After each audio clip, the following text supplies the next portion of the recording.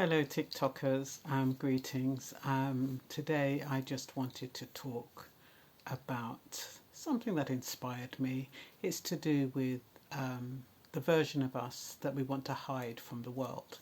And we all have that version. Whether it's when you were young, you want to hide the version when you was abused by as a child, the version of you that shoplifted in the supermarket, the version of you that was crass and unkind to other people.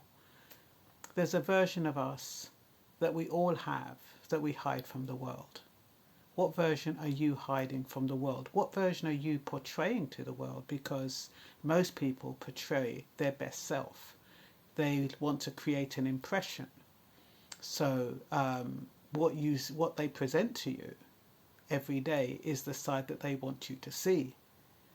But what about the demons inside? What about that side of an individual that you don't get to see when they're behind closed doors? When they leave that, when they put on the plastic smile at work or in your presence, and then they go behind and they start cursing, or they're vindictive, resentful, angry, frustrated people. They resent people who are doing better than them. They envy. They're greedy. The side that we do not see.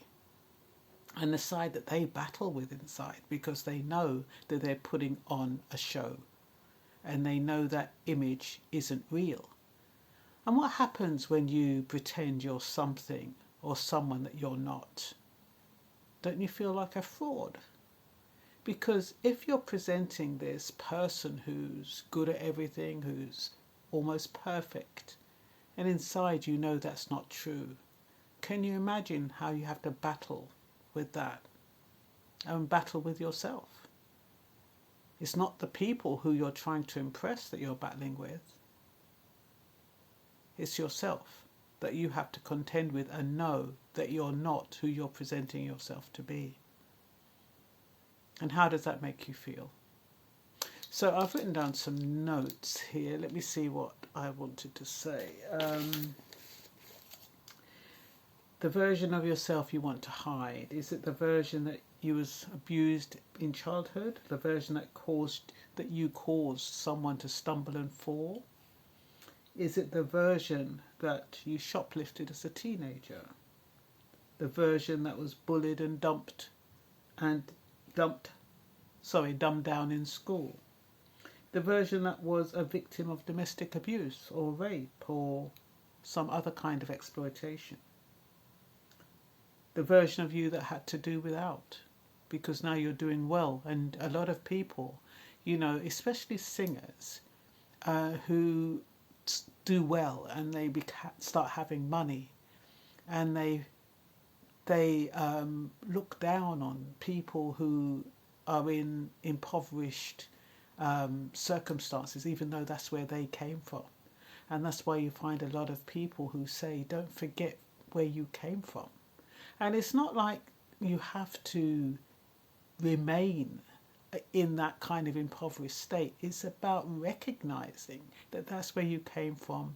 Still have respect for those people, because you would have wanted respect. Still treat them with kindness and empathy, because that's how you would have wanted to be treated when you were in that place before you got famous.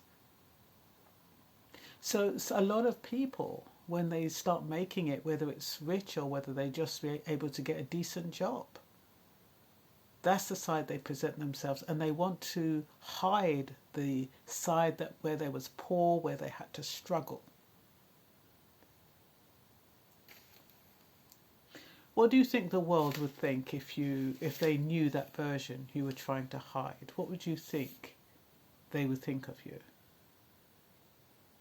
Do you think they would change their opinion of you? And is that why you don't want to reveal that side of you? And I think that is the main reason. A lot of people, because they want to command a certain form of respect, and they want people to look at them with admiration, they hide the dark side of themselves. And that is where the battle lies, because you're constantly thinking supposing they find out? What if they knew that this happened to me? What if they knew that I did that? What if I got found out? And some people, they suffer from the imposter syndrome because of this. Because they know that they grew up impoverished, or they've had a bad childhood, or they've been abused. When they do finally reach a point where they can do well, they feel as though they don't deserve it. They feel as though they cannot accept it. And so they sabotage any kind of success, or they don't try, because deep down they feel as though they're a fraud. It's called the imposter syndrome. And so a lot of people, even when they have good things or nice things, or they meet somebody who's wonderful, or who might even be well off, they don't feel they're worthy of it. So they reject it, or they do something to sabotage it, and stay where they feel comfortable, which is probably in a modest home with somebody who is quite modest. They don't aim high because of their background. And those who even do have the opportunity to do better, they don't.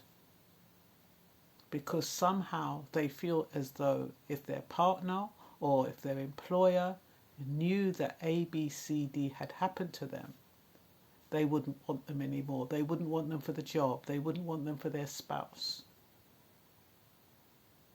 So some of them, they just hide that version of themselves that they hate. And that version that they hate is what keeps them down. It's that version that they hate that creates insecurities.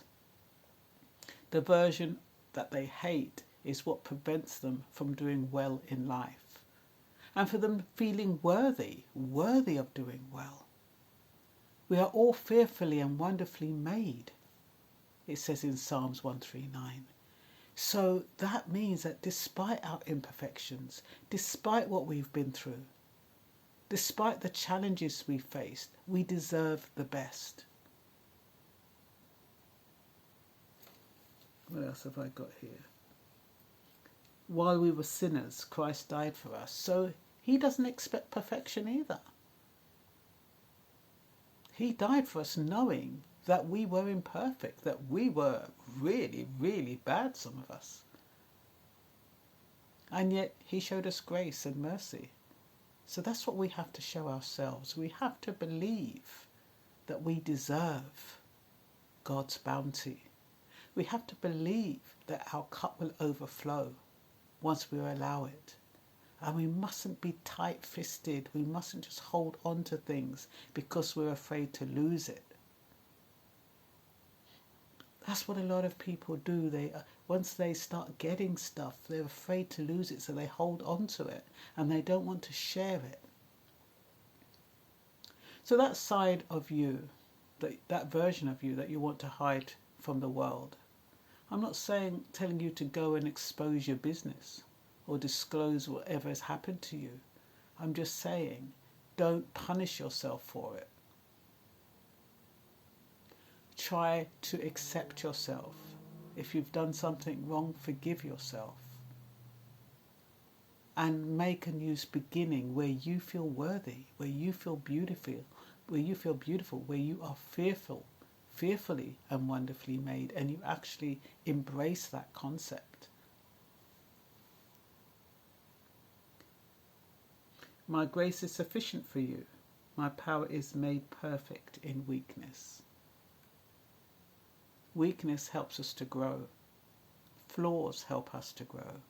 Imperfections help us to grow. The challenges we've experienced in life help us to grow. So, I am the Christian Relationship Counsellor. Please find me on YouTube, subscribe and share if you can. And like I said, I know you're watching this on TikTok, but I do put it up on YouTube. And hopefully anyone who comes past it or comes by it, they will subscribe and find it useful.